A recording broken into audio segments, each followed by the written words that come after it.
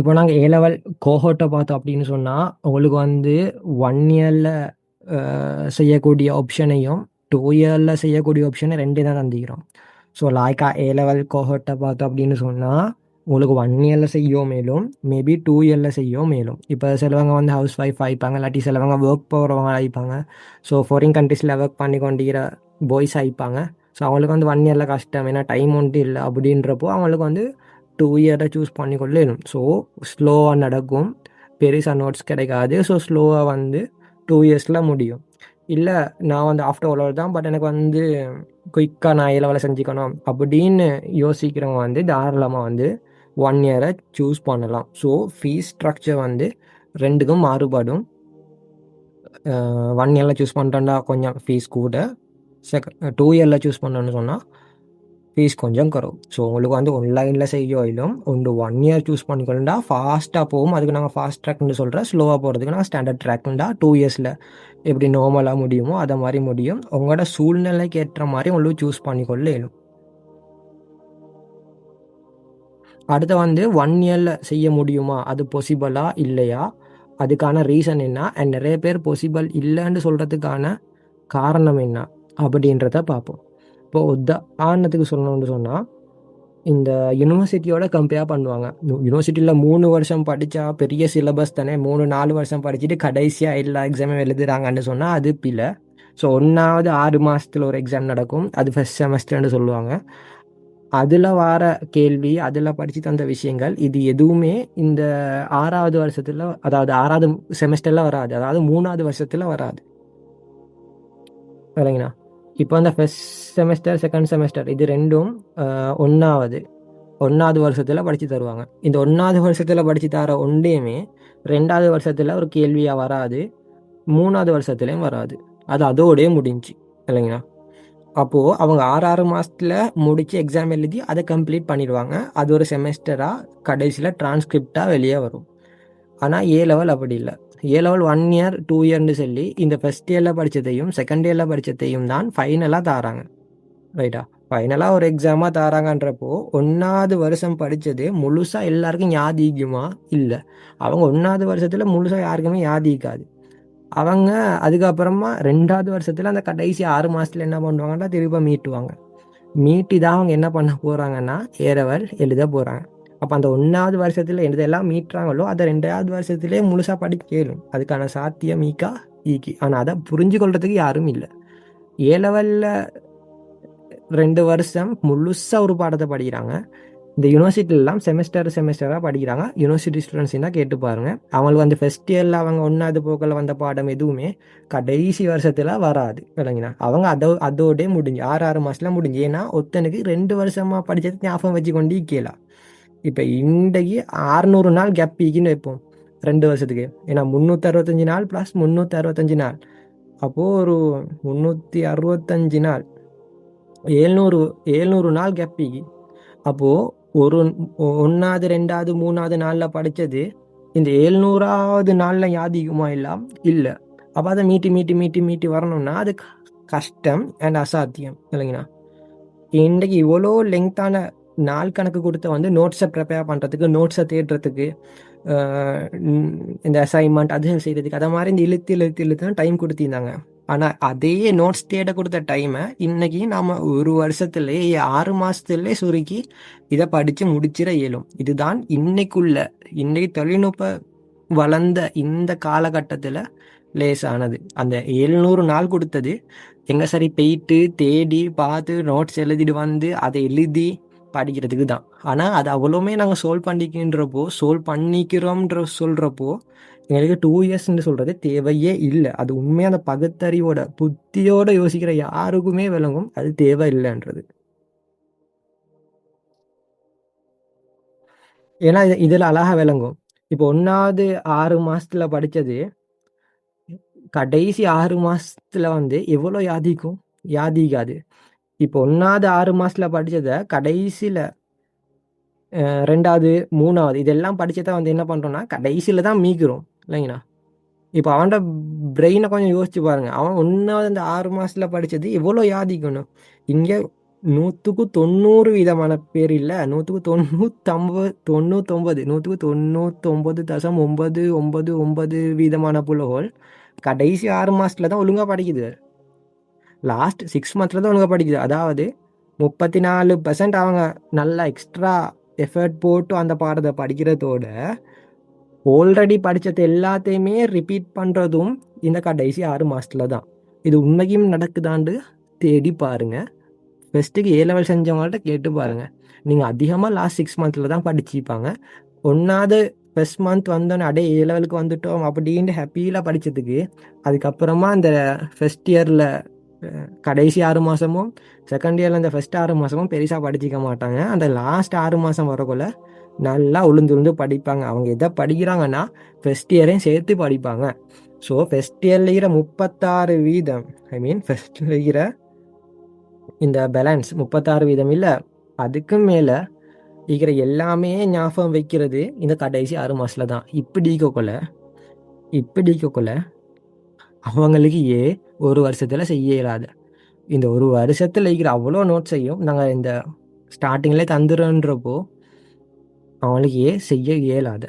கொஞ்சம் ப்ராக்டிக்கலாக யோசிச்சு பார்ப்போம்.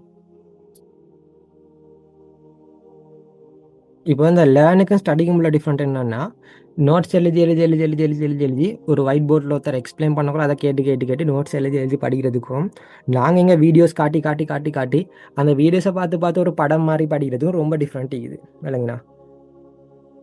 படிக்கிறது வேற, கற்றுக்கொள்றது வேற. கற்றுக்கொள்றதுன்னு சொன்னால் ஒரு படம் ஏன் ஞாபகம் நிற்கிதோ, பாட்டு ஏன் ஞாபகம் நிற்கிதுன்னா நாம் அதோட கற்றுக்கொள்றதுக்கு சமம் இல்லைங்கண்ணா. அதை நாங்கள் தியரியாக எழுதி நாங்கள் மனப்பாடம் பண்ணல. அதை நாங்கள் கேட்குற மூலமாக நமக்கு ஆட்டோமேட்டிக்காக நம்மக்கிட்ட சேவ் ஆகுது. அது நாம் கற்றுக்கொள்கிறது. ஒரு இன்ஜின் ஒருத்தன் கலட்டி ரெப்பேர் பண்ணி படித்தவனுக்கு அந்த இன்ஜினோட கேட்கப்படுற கேள்விகளுக்கு பதிலாக லேசாக செல்லலும். அந்த இன்ஜினில் இருக்கிற பார்ட்ஸை மனப்பாடம் பண்ணி புக்கில் இருக்கிறத மட்டும் படித்தவனுக்கு அதை ஈஸியாக எழுதலாது. அதே இன்ஜினை கலட்டி கையில் தந்து இதான் பார்ட்ஸ் ஃபிட் பண்ணுன்னு சொல்லக்கொள்ள ஈஸி. அதே இல்லை இந்த நோட்ஸில் மட்டும் மனப்பாடம்னு சொன்னால் கஷ்டம். பட் நாங்கள் வந்து வீடியோஸ் வடிவில், கோர்சஸ் வடிவில் நான் சொல்கிறேன். இப்போ நான் சின்னதாக இது ஒன்று சொல்கிறேன். உங்களோட புள்ள இப்போ பயோ ஸ்டூடெண்ட் வைப்போம். டெய்லி ஒரு டாக்டர் வந்து என்ன பண்ணுறாங்கன்னு சொன்னால் உங்களோட பிள்ளைக்கு படிக்க வைக்கிறாங்க. டெய்லி ஒவ்வொரு டாக்டர்ஸ் வராங்க, உங்களோட பிள்ளைக்கு படிக்க வைக்கிறாங்க, செமினார்ஸ் எடுக்கிறாங்கன்றப்போ டாக்டர்ஸ், மெடிக்கல் ஸ்டூடெண்ட்ஸ் டாக்டர்ஸ் வராங்க. இவங்க எல்லாம் வந்து உங்களோட பிள்ளைய படிக்க வைக்கிறாங்கன்றப்போ உங்களோட பிள்ளை நல்ல நிலைமைக்கு போகுமா போகாதா? நீங்களே சொல்லுங்கள். இதே தான் ஆன்லைனில் நடக்குது. எனக்கு அதே டாக்டராக எங்களுக்கு ஆன்லைன் வடிவில் அவங்களுக்கு ஒரு ஃபிசிக்கலில் ஒரு கிளாஸுக்கு செமினார் வாரத்துக்கு கொடுக்குற பேமெண்ட்டை விட நல்லாவே குறைச்சி டாக்டர்ஸ் எங்களுக்கு செமினார்ஸ் கிடைக்க இயலும். ரைட்டா? அப்போது ஆன்லைன் வடிவில் அந்த பிள்ளைக்கு சொல்லி கொடுத்தாலும் அந்த பிள்ளை அதை கேட்க தான் போகுது. அவர் எதை ஃபிசிக்கலாக ஒரு இடத்துக்கு வந்து சொல்ல போகிறாரோ அதை அவர் ஆன்லைன் வடிவில் சொல்கிறதும் அதே தான், மாற்றம் இல்லை. அந்த பிள்ளைக்கு அதை கேட்குறதுக்கான நோக்கம் மிக்குதா, பக்குவம் மிக்குதான்றது தான். இதை எப்படி நான் வந்து 1வது போட்ட 20 நிமிஷம் வீடியோ நீங்கள் பார்த்துப்பீங்களோ அந்த மாதிரி அதை நீங்கள் முழுமையாக உட்காந்து கொண்டு பார்த்தீங்கன்னு சொன்னால் யூ ஆர் கிரேட். இல்லை அது சோம்பரமாக்கிது, அது செட் ஆகுது, இல்லை விளங்குது இல்லைன்னா அது உங்களோட தப்பு விளங்கினா. ஸோ அது கஷ்டமாக இருந்தாலும் அந்த 20 மினிட்ஸ் உங்களுக்கு செலவழிக்கலும்னா உங்களுக்கும் இந்த நல்ல நிலைமைக்கு போயிடலாம். ஏன்னா எல்லா டீச்சர்ஸும் அட்ராக்டிவாக படித்து தருவாங்கன்னு சொல்லலாம். ஒவ்வொரு டீச்சர்ஸ் ஒவ்வொரு மாதிரி. ஆனால் அதை உட்காந்து கேட்க கொள்ளலுமா, கொஞ்சம் வெயிட் பண்ணலுமாண்டா ஓகே. இல்லை வெயிட் பண்ணலாட்டி அது அப்படியே ஸ்பீட் 2x போட்டு கேட்டிங்கன்னு சொன்னாலும் 20 மினிட்ஸ் வீடியோ எவ்வளோ குறையும், 10 நிமிஷத்துக்கு குறைஞ்சிரும். அப்போ ஒரு 10 மினிட்ஸ் ஒதுக்கலான்னா அது உங்களோட கையில் தான் இது, நீங்கள் ஒதுக்குறீங்களா இல்லையான்றது. எங்களுக்கு டாக்டர்ஸ் எஃபோர்ட் பண்ண ஏழுமான்னு கேட்டேன்னு சொன்னால் ஏழும். இப்போ உதாரணத்துக்கு நான் இதை காட்டுறேன். இப்போ உதாரணத்துக்கு ஒரு 4000 ஃபீஸ்ன்னு வைப்போம். எக்ஸாம்பிள் 4000 ஃபீஸ், 400 புள்ளல் வரக்குள்ளே 16 லட்ச ரூபா வந்துடுது. ஸோ இந்த 16 லட்ச ரூபா வச்சு எங்களுக்கு எவ்வளோ டீச்சர்ஸை வேணாலும் அஃபோர்ட் பண்ணிடும். சார் நீங்கள் வாங்க சார், வந்து என்ன பண்ணுங்கள், செமினார் எடுங்க. நாங்கள் செமினார்ஸ் எடுக்கிறதுக்கே நாங்கள் கிட்டத்தட்ட ஒரு பாடத்துக்கே அதாவது ஒரு பாடம், சாரி ஜியோகிராஃபி ஒரு பாடம், இந்த பொலிட்டிக்கல் சயின்ஸ் ஒரு பாடம், ஒரு பாடத்துக்கே நாங்கள் இப்போதைக்கே 20 ப்ரொஃபஷனல்ஸை வந்து புக் பண்ணிட்டோம். ஒரு பாடத்துக்கு 20 டிஃபரெண்ட் டீச்சர்ஸ். ஒரு பாடம் தான். ஆனால் 20 டிஃபரெண்ட் டீச்சர் செமினார் எடுக்கிறதுக்கு இந்த புலவலுக்கும் உங்களோட புலவலுக்கும் குறைஞ்சது 20 ஈக்கணும் ஒரு பாடத்துக்கு. 20 வீதமான துறைசார் நிபுணர்கள் செமினார்ஸ்க்கு வராங்க உங்களோட புள்ளகளுக்கு பாடம் எடுக்கிறதுக்கு. அப்போ இந்த புள்ள நல்ல நிலைமைக்கு போகுமா போகாதா? ஜியோகிரஃபின்னு சொன்னால் ஜியோகிரஃபி டீச்சரை கொண்டு வரது இல்லை. ஜியோகிரஃபியில் நல்ல நிலைமைக்கு பெய்த்திக்கிற ஒரு துறையில் ஈக்கிற ஒத்தரை கொண்டு வராது. ஒரு வைத்தியத்துறைனா மருத்துவர்களை கூட்டு வர்றது. இப்படி இப்படி கொண்டு வரதுனால என்ன நடக்கும்னா, அந்த பிள்ளைக்கு ஒரு நாலேஜ் வரும் ஃபீல்டை பற்றி வர வர அவங்க அந்த எக்ஸ்பீரியன்ஸோட அதை படித்து கொடுக்க உங்களோட பிள்ளையும் நல்ல நிலைமைக்கு போகும். உங்களோட பிள்ளை ரிசல்ட்ஸும் நல்ல நிலைமைக்கு எடுக்கும். ரிசல்ட்ஸை எடுக்கிற மட்டும் இல்லை, நல்ல நிலைமைக்கு போகணுன்றது தான் இந்த திட்டம். இவ்வளோ 16 லட்ச ரூபா வருதுன்னா எங்களுக்கு இது எஃபோர்ட் பண்ண இயலாம இல்லை, தாராளமாக எஃபோர்ட் பண்ண இயலும். அப்படியும் பேமெண்ட் பண்ண கஷ்டமாயிடுச்சுன்னா புல்டோசாஃப்டில் இந்த பணம் கிடைக்கும். ஸோ அதை போட்டு சார் எங்களுக்கு வந்து நல்ல ஒரு ரீச்சு கூட்டு போக இயலும் உங்களோட புள்ளகளை. கிளியரா? ஆனால் இது எதுவுமே ஃப்ரீயாகவோ பப்ளிக்லேயோ யூடியூப் சேனல்லையோ ஃப்ரீயாக போட மாட்டோம். ஸ்கூல் புள்ளோருக்கு மட்டும்தான். பிரத்யேகமாக மொபைல் அப்ளிகேஷன் ரெடியாகி கொண்டிருக்குது. எல்லா புள்ளோருக்கும் ஆப் கிடைக்கும், அதுக்கு யூசர் நேம் பாஸ்வேர்ட் கிடைக்கும். ஸோ யூடியூப்பில் நாங்கள் ப்ரைவேட்டாக ஷேர் பண்ணுறதெல்லாம் ஷேர் பண்ணி கொண்டிருக்கலாம். வாட்ஸ்அப் குரூப்லேயும் நோட்ஸ் அது ஷேர் ஆகாது. எல்லாருக்கும் ஆப் பிரத்யேகமாக மொபைல் அப்ளிகேஷன் கிடைக்கும். ஆப்புக்குள்ளே தான் இது எல்லாமே உங்களுக்கு ப்ரீவியஸ் ரெக்கார்டிங்ஸ் எல்லாம் கிடைக்கும். அப்போ எப்பையும் உங்களுக்கு ஒரு யூசர் நேம் பாஸ்வேர்ட் தான், அதை வச்சு தான் நீங்கள் லொகின் ஆகணும். அதுக்கு ஒரு லொகின் ஆகிக்கொண்டு இருக்கிறது. கிளியரா? ஸோ இன்னைக்கு நீங்கள் பார்த்த அலங்கம் ட்ரெடிஷ்னல் ஸ்கூலுக்கும் டிஜிட்டல் ஸ்கூலுக்கும் உள்ள டிஃப்ரெண்ட். லிமிட்டட் டீச்சர்ஸ் தான் இருப்பாங்க. டீச்சர்ஸ் எனி டைம் வந்து கொண்டிருக்க மாட்டாங்க. சரியா? எல்லா பாடத்தையும் ஒழுங்காக விளங்கப்படுத்தி கொண்டிருக்க மாட்டாங்க. ஒரு டீச்சர் தான் இருப்பாங்க ஒரு பாடத்துக்குன்றப்போ அது உங்களுக்கு ஒரு டிஸ்அட்வான்டேஜ் தான். ஒரு பாடத்துக்கு ஒரு டீச்சர் தான். ரைட்டா? ஒரு பாடத்துக்கு ஒரு டீச்சர் கரெக்டாக ஈஸியில் ஒத்த 2 பேர் செமினாருக்கு வருவாங்க, அவ்வளோதான். அப்போது அந்த டீச்சரும் ஒழுங்காக டைமுக்கு வராங்கன்னு கேட்டால் இல்லை. அடுத்து நீங்கள் ஸ்கூலுக்கு போயிட்டு வரணும், டைம் வந்து பெருசாக போகும், உங்களோட எனர்ஜியும் பெருசாக செலவாகும். அதுவும் 24 மந்த் சப்போர்ட் வந்து இல்லை. ஆனால் டிஜிட்டல் வரக்குள்ள அன்லிமிட்டட் டீச்சர்ஸ். நான் செமினாருக்கே 20 டீச்சர்னா அப்போ பாடம் எடுக்கிறதுக்கு எவ்வளோ டீச்சர்ஸ்னு யோசிச்சு பாருங்கள். செமினாருக்கே 20 டீச்சர்ஸ். ரைட்டா? செமினார்ஸ் தான் அதிகமாக நடக்கும். சரியா? பேப்பர் டிஸ்கஷனுக்கு வேறு டீச்சர்ஸ் வருவாங்க, பாஸ் பேப்பர் செய்கிறதுக்கு. ஏன்னா உங்களுக்கு புக்ஸை தனியாக செய்கிறதுக்கே வேறு ஆக்களை அப்பாயிண்ட் பண்ணிக்குது. அப்போ டியூட்ஸ் வேறையாக கிடைக்கும், எக்ஸாம் கொஷின்ஸ் வேறையாக கிடைக்கும். அதே மாதிரி ஆர்டிஃபிஷியல் இன்டெலிஜென்ஸ், அதாவது ஆர்டிஃபிஷியல் இன்டெலிஜென்ஸ் வந்து இன்டகிரேட் பண்ணிக்குது. ரைட்டா? ஸோ எக்ஸாம் ப்ரெடிக்ஷன், அதாவது வரக்கூடிய எக்ஸாமுக்கு என்னெல்லாம் கொஷின் வருதோ அதை ஏஐ மூலமாக டிடெக்ட் பண்ணி அதை கூட நாங்கள் வந்து என்ன பண்ணுவோம், உங்களுக்கு டீச் பண்ணுவோம். சரியா? உங்களுக்கு டைம் ஈக்கும். ஏன்னா நீங்கள் வீடியோட எலும்பி ரெடியாக தேவையில்ல, ஸ்கூலில் போயிட்டு டயர்டாக தேவையில்ல. அதே மாதிரி 24 மந்த்தான் சப்போர்ட். உங்களுக்கு வேறு ஹெச்ஆர் ஒன்று அப்பாயிண்ட் பண்ணி அந்த பாடத்துக்கு மோனிட்டர்ஸ் அப்பாயிண்ட் பண்ணி 24/7 வந்து உங்களுக்கு என்ன பண்ணலும், மெசேஜ் பண்ணியோ கால் பண்ணியோ புரியாததை கேட்கலும். அதே மாதிரி உமன்ஸுக்கு சேஃப்டிக்கு கேர்ள்ஸுக்கு கேர்ள்ஸ் குரூப் தான், பாய்ஸுக்கு பாய்ஸ் குரூப் தான் டிஃப்ரெண்ட். ரைட்டா? ஸோ கேர்ள்ஸுக்கு மேனேஜ்மெண்ட் டீம் கேர்ள்ஸ் தான், பாய்ஸ்க்கும் அதை மாதிரி தான் விளங்கினா. ஸோ எல்லாம் டிஃப்ரெண்ட். அப்போது ஒரு ஹவுஸ் ஒய்ஃப் ஆகிக்கலும், ஒரு ஃபீமேல் ஸ்டூடெண்ட் ஆகிக்கலும் எந்த ஒரு பிரச்சனையும் இல்லாமல் படிக்கலும். அதே மாதிரி வெளியே போயிட்டு ஸ்கூலுக்கு போயிட்டு வர வழியில் இந்த ரோட்டில் போகிற மாதிரி நம்பர் போட்டு போகிறது அது இது ஒன்றுமே ஈக்காது. நீங்கள் வந்து ஒரு பர்சனல் மொபைல் ஃபோனை நம்பரை யூஸ் பண்ணாமல் நீங்கள் ஸ்கூலுக்குன்னு சொல்லி வேறு நம்பர் யூஸ் பண்ணாலும் உங்களுக்கு இன்னும் சேஃப்டி தான் இல்லைங்கண்ணா. அதுக்கப்புறமா லீவிங் சர்டிஃபிகேட் கிடைக்கும்.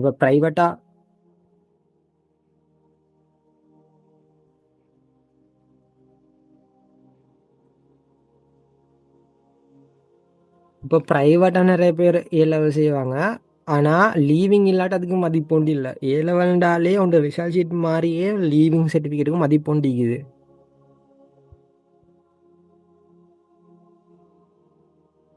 இப்போ மொத்தமாக ஏ லெவலுக்கு எத்தனை பாடம்னு சொன்னால் 6 பாடம் இருக்குது. ரைட்டா? ஏ லெவலுக்கு மொத்தம் 6 பாடம் இருக்குது. சிலக்டட் 3 சப்ஜெக்ட்ஸ், அதாவது 1 2 3 சரி 3 சப்ஜெக்ட் மெயின் சப்ஜெக்ட் செலக்ட் பண்ணுவோம். அதோட ஜென்ரல் இங்கிலீஷ் உண்டு, ஜென்ரல் நாலேஜ் உண்டு, ஜிட்டுன்னு உண்டு. இந்த மெயின் சப்ஜெக்ட் எப்படி பிரியப்படும்னு சொன்னால் ஷார்ட் கோர்சஸாக, subjects are divided as short courses. அதாவது இப்போ ஒரு கோர்ஸ் 2 கோர்ஸ் 3 கோர்ஸ் 4 கோர்ஸ்னு கோர்சஸாக பிரியும். இப்போ உதாரணத்துக்கு பயாலஜி இருக்கும். பயாலஜியில் மைக்ரோபயாலஜின்னு ஒரு கோர்ஸ் வந்து ஸ்டார்ட் ஆகும். அது மைக்ரோபயாலஜி சம்மந்தமான ஃபுல் விஷயத்தையும் முடிச்சதோடு அது கோர்ஸோட சர்டிஃபிகேட் வந்து கிடைக்கும். அதுக்கப்புறம் பயோகெமிஸ்ட்ரின்ட்டு பாடம் ஒன்று ஸ்டார்ட் ஆகும். ஸோ அது ஃபுல்லாக அதுக்குள்ளே இதெல்லாம் முடிச்ச பிறகு அதுக்கு சர்டிஃபிகேட் வந்து கிடைக்கும். இதை மாதிரி கோர்சஸ், அதாவது டிஃப்ரெண்ட் கோர்சஸ் டிஃப்ரெண்ட் டீச்சர்ஸோட ஒரு கோர்ஸ் அந்த கோர்ஸில் ஒரு டீச்சர், அதுக்கப்புறம் வேறு கோர்ஸுக்கு இன்னொரு டீச்சர், அதை மாதிரி டீச்சர்ஸ் மாறி மாறி மாறி நடக்கும்னா, இப்போ ஜியோகிராஃபின்னா இப்போ ஜிஐஎஸ் ஜிபிஎஸ் ரிமோட் சென்சிங்கிற ஒரு பாடத்துக்கு அதுக்கு தனியாக ஒரு கோர்ஸ் இல்லைங்கண்ணா. கார்ட்டோகிராஃபி தனியாக ஒரு கோர்ஸ், அதை மாதிரி தனித்தனியாக ஒரு கோர்ஸ். இக்கோலஜிக்கு இக்கோசிஸ்டம் அதெல்லாம் தனித்தனி கோர்சஸ் சரியா. டைப்போகிராஃபி தனி கோர்ஸ் ரைட்டா. அதை மாதிரி தனித்தனி கோர்சஸாக பிரேக் ஆகி இந்த நடக்கிறதோட அந்த ஒவ்வொரு ஷார்ட் கோர்ஸுக்கும் தனித்தனியாக என்ன கிடைக்கும்னா சர்டிஃபிகேட்ஸ் கிடைக்கும். இப்படி கிடைக்கிறதுனால உங்களுக்கு சர்டிஃபிகேட்ஸும் கூடுது, உங்களுக்கு ஒரு கோர்சஸை முடித்த மாதிரி மீக்குது, கையில் ரிசல்ட் ஷீட்டும் மீக்கும், கையில் சர்டிஃபிகேட்ஸும் மீக்கும், லீவிங் சர்டிஃபிகேட்ஸும் மீக்கும், 1 இயரில் முடித்த மாதிரி மீக்கும், ஃபைனலாக டிப்ளமா வந்து கிடைச்ச மாதிரி மீக்கும். ஒவ்வொரு பாடத்துக்கும் தனித்தனி டிப்ளமா கிடைக்கும். இப்போ இஸ்லாமிக் ஸ்டடீஸ்னால் டிப்ளமா இன் இஸ்லாமிக் ஸ்டடீஸ் கிடைக்கும், ஜியோகிராஃபினா டிப்ளமா இன் ஜியோகிராஃபி கிடைக்கும். இதை மாதிரி டிப்ளமாவும் ஃபைனல் கிடைக்கும், ஷார்ட்டாக சர்டிஃபிகேட் கோர்சஸும் கிடைக்கும். ஜிடிஎஸ் அப்ரூவ்ட் ரைட்டா, UP approved plus GTS approved. அப்புறமா ஃபாரின் மினிஸ்ட்ரி சர்டிஃபிகேட்ஸ் தனியாகுது டிப்ளமாவுக்கு. இப்படி எல்லாமே கிடைக்கும். இந்த மாதிரி தான் சிஸ்டத்தை செஞ்சுக்குது. இதோட சிஸ்டம் எப்படின்னு சொன்னால் ஒர்க் அவுட் ஆகுமான்னு கேட்டால் எஸ், ஒர்க் அவுட் ஆகும்னு சொல்லுது. இதால் சும்மா தான் ரீட் பண்ணுறேன். இந்த A level biology syllabus design for ரஃப்லி 300 to 350, அதாவது 300லேருந்து 350 ஹவருக்கு தான் ஏலெவல். நான் பயோ வச்சு சொல்கிறேன் ரைட்டா, பயாலஜி சொல்கிறேன், எக்ஸாம்பிள் பயாலஜி. ஏலெவல் பயாலஜி 300லேருந்து 350 ஹவர் வரைக்கும் தான் டிசைன் பண்ணப்பட்டிக்கு தான் வந்த சிலபஸ் இல்லைனா. அது வந்து 2 வருஷம் வரைக்கும் செய்யக்கூடிய ஒன்று. ஆனால் ஷார்ட் கோர்ஸ் டைம் ஃப்ரேமில் செய்கிற அப்படின்னு சொன்னால், if each of your 10 short courses is designed as a 4-week module, அதாவது 4 வீக் மொடியூலாக 10 ஷார்ட் கோர்ஸை செஞ்ச அப்படின்னு சொன்னால், ரிக்வயரிங் ரஃப்லி ஒரு 8 to 9 hours study per week. ஒரு கிழமைக்கே 8லேருந்து 9 ஹவர் மாதிரி ஒரு கிளாஸ் நடக்கிற மாதிரி, ஐ மீன் மொத்தமாகவே அப்படின்னு சொன்னால் 1.5 ஹவர் இல்லாட்டி 2 ஹவர் 2 ஹவர் நடக்கிற மாதிரியோ இந்த கோர்ஸை செஞ்சேன்னு சொன்னால், இந்த கம்ப்ளீட் கோர்ஸை இந்த 10 கோர்ஸ் இந்த 10 கோர்ஸை செய்கிறேன்னு சொன்னால், ஒரு கோர்ஸுக்கு 35 ஹவர் மாதிரி போட்டேன்னு சொன்னால் 350 ஹவர் கம்ப்ளீட் ஆயிருமா. அப்படி பார்த்தா 10 மாதத்துலேயே பயோ சப்ஜெக்டை முடிச்சிடலுமா. சரி, நிறைய பேர் 3 வருஷமாக செஞ்சு கொண்டிருப்பாங்க. இதால் லேட் ஆகிறதுனால மறக்க தான் செய்யும் இல்லைங்களா. 1வது மாதம் 2வது மாதம் படித்ததெல்லாம் மறக்க செய்யும் கடைசி வரக்குள்ள. ஃபஸ்ட்லேருந்து தான் படிக்கணும் இல்லைங்களா. ஒரு விஷயத்த நம்ம குயிக்காக படித்து குயிக்காக எக்ஸாம் எழுதிட்டோன்னு சொன்னால் மறக்காது. நான் ஓப்பனாக சொல்கிறேன், இந்த 10 மாதத்தில் ஏலெவல் பயோ செஞ்சு 6 மாதத்தில் பயோ ஃபுல்லாக படித்து எக்ஸாம் எழுதினவங்க அதிகமாக மார்க்ஸ் எடுக்கிறாங்க, அதிகமான ரிசல்ட்ஸ் எடுக்கிறாங்க. இந்த 2 வருஷம் 3 வருஷமாக கஷ்டப்பட்டு படித்தவங்க கோட்டை விட்றாங்க. இதுதான் ரியாலிட்டி. செகண்ட் ஷாய், தேர்ட் ஷாய், ஃபோர்த் ஷாய் அப்படி செய்கிறவங்க எல்லாம் அதிகமாக மார்க்ஸ் எடுக்கிறது இல்லை. இந்த ஃபஸ்ட் ஷாயிலேயே இந்த குறிப்பிட்ட மாத கணக்கு மட்டும் நல்லா படித்து ரிசல்ட்ஸ் எடுக்கிறவங்க தான் கூட. ஐ மீன் ஃபஸ்ட் சிலபஸ் 1வது பாடத்தில் ஈந்தே கடைசி வரைக்கும் இந்த ஃபஸ்ட் 6 மாதத்துலேருந்து, அதாவது கடைசி 6 மாதத்துலேருந்து படிப்பாங்க. இப்போ 3A எடுத்தவங்க 2 வருஷமாக படிச்சுப்பாங்க. ஆனால் இந்த கடைசி 6 மாதம் தான் டைமிங்க போல் திரும்ப ஃபஸ்ட்லேருந்து படிப்பாங்க இல்லைங்களா. திரும்ப ஃபஸ்ட்லேருந்து அந்த 6 மாதம் கேப்பில் திரும்ப ஃபஸ்ட்லேருந்து படிப்பாங்க. அதனால தான் அவங்க நல்லா ரிசல்ட்ஸ் எடுக்கிறாங்க. இதுதான் ரியாலிட்டி. நான் போன வருஷம் படிச்சுட்டேனே அது அப்படியே இருக்கட்டும், இந்த வருஷத்தை இப்போ மட்டும் படித்தா போதும்னா ரிசல்ட்ஸ் வராது. அப்போ அண்டர்ஸ்டாண்ட் பண்ணுங்க, ஷார்ட் பீரியடில் எழுதுறேன்னு சொன்னால் ரிசல்ட்ஸோட பூமும் கூட. ஏன்னா அந்த 10 மாதம் டைம் அதுக்கு மட்டும் ஒதுக்குறோம். 10 மாதம் தானே மைண்டும் ஃபிக்ஸ் ஆகுது, மைண்டும் ரிலாக்ஸ் ஆகுது, மைண்டும் செட்டிஸ் ஆகுது, டொப்பமைன் ஜென்ரேட் ஆகுது. அதனால நல்ல ரிசல்ட்ஸ் எடுக்கணும் இல்லைங்க. ஸோ இதெல்லாம் நான் ஏன் சொல்கிறேன்னா, புல்டர்சாஃப்ட் அகாடமி புல்டர்சாஃப்ட் ஆர்கனைசேஷன். இந்த புல்டர்சாஃப்ட் நாங்கள் சைனாவோட சேர்ந்து நாங்கள் தான் ரோபோட்ஸை வந்து ஸ்ரீலங்காவுக்கு இம்போர்ட் பண்ண போகிறது ரைட்டா. ஸோ நாங்கள் வந்து கிட்டத்தட்ட இப்போ ஒரு 60 கோடிக்கு அக்ரிமெண்ட்டும் போட்டிக்கிற சைனாவோட ரொபோட்டிக் எக்யூப்மெண்ட்ஸ் ஸ்ரீலங்காவுக்கு இன்ஸ்டாலேஷன் பண்ணுறதுக்கான லீகல் ரைட்ஸ் வந்து புல்டோசாஃப்ட்டை தான் இருக்குது இப்போதைக்கு. ஸோ நாங்கள் தான் புல்டோ பாட்ஸ்ன்னு சொல்லுவோம். புல்டோ பாட்ஸ்ன்னு வரும். சொல்லக்கூடாது தான், பட் நான் சொல்கிறேன். நம்ம சீக்கிரட்டாக தான் வச்சுக்கொண்டிருக்கிறேன். ஸோ 60 கோடி ப்ராஜெக்ட் ஸ்ரீலங்கா கூட நாங்கள் தான் ரோபோட்ஸை இம்போர்ட் பண்ண போகிறதும். நான் இப்போ தான் ரோபோட்ஸ் வருண்டா அவங்களோட ஃப்யூச்சரை பாதுகாக்கணும்னு சொன்னேனோ, ஆனால் இம்போர்ட் பண்ண போகிறதும் நாங்கள் தான். அதை நான் ஓப்பனாக சொல்லிக்கொள்கிறேன். 2027, 28, 29 எல்லாம் ஃபுல் இம்போர்ட்ஸும் ஸ்ரீலங்கா உள்ளுக்கு ரோபோட்ஸ், அவ்வளோ இயந்திரங்களும் வரும். கிட்டத்தட்ட பல லட்சக்கணக்கான வேலை வாய்ப்புகள் பறி போகும். ஆட்டோமேஷன் பிளாட்ஸ், ஆட்டோமேஷனோட ஆட்டோமேஷன் சர்க்கிட்ஸ் எல்லாம் நாங்கள் தான் இம்போர்ட் பண்ணுறோம். ஸோ எங்களோட கம்பெனி தான் இனி ஸ்ரீலங்கா உள்ளுக்கு ரோபோட்டிக்ஸை உள்ளுக்கு அதிகமாக இம்போர்ட் பண்ணும். அண்ட் ஸ்ரீலங்கா உள்ளுக்கு தான் ஒரு அதிகமான ரோபோட்டிக்ஸ்க்கான ஆய்வும் இனி புல்டோசாஃப்ட் செய்யும். ரைட்டா? ஸோ இதையும் தான் உங்களுக்கு சொல்கிற ரீசன் என்னதுன்னா, வேலை பறி போகிறதும் எங்களை காப்பாற்றிக்க சொல்கிறதும் நாங்கள் தான். ஸோ இவ்வளோ சொல்கிற ரீசன் நீங்கள் உங்களை காப்பாற்றிக்கோங்கன்றது. ஏன்னா இம்போர்ட் பண்ண போகிறது நாங்கள். லைஃப்பில் ஒரு நல்ல ஒரு ஒருத்தன் எந்த லெவலில் ஈக்கிறான்னு பாருங்கள். நான் அதை அட்வைஸ் பண்ண முன்னாடி இந்த புல்டோசாஃப்ட்டோட சிஇஓ தான்னா. என் பேர் ஷொய்ப் அக்தார். ஷொய்ப் அக்தார்னு சொன்னால் ஸ்ரீலங்காவில் இருக்கிற நிறைய பேர்ட்ட சர்டிஃபிகேட்டில் பாருங்கள் அந்த பேர் இருக்கும், என் சைனிக்கும். நான் பெருமைக்கு சொல்லலை, நானும் சாதாரண ஃபேமிலியிலேருந்து வந்தவன் தான். அதுதான் சொல்கிறேன். ஒரு நல்ல நிலைமைக்கு வரணும்னா என்ன பண்ணணும்? எஜுகேஷனை மாற்றணும். கிளியரா? ஸோ நல்லா படிங்க, நல்லா முடிவுன்னு எடுங்க. ஜஸாக்கல்லாஹ் ஹைரா.